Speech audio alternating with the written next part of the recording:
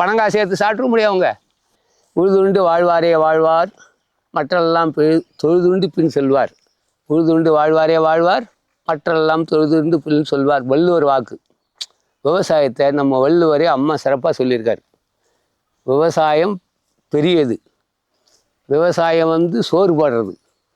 எவ்வளோ பணம் காசுகள் சம்பாதிச்சிருந்தாலும் அவங்க லட்சங்களில் கோடிக்கணக்கில் சம்பளம் வாங்கினாலும் விவசாயிக்கிட்ட விவசாய பொருளை வாங்கி தான் சாப்பிடணும். அதான் அவங்களுக்கு விதி. நான் விவசாயன்றதை நான் பெருமைப்படுறேன். நான் உற்பத்தி பண்ணி கொடுக்குறேன். நான் ஒரு விவசாயி. விவசாய தொழில் அதிகமான கஷ்டமான, உலகத்துலேயே கஷ்டமான தொழில் விவசாயி தான். ஆனால் விவசாய தொழில் கஷ்டமாக இருந்தாலும் நான் விவசாய பொருள் பண்ணி கொடுக்குறது நான் பெருமைப்படுறேன். இந்த கையால் இத்தனை வருஷமாக எவ்வளோ விளைபொருளை நான் உற்பத்தி பண்ணி மற்றவங்களுக்கு நான் கொடுத்துருக்கேன்.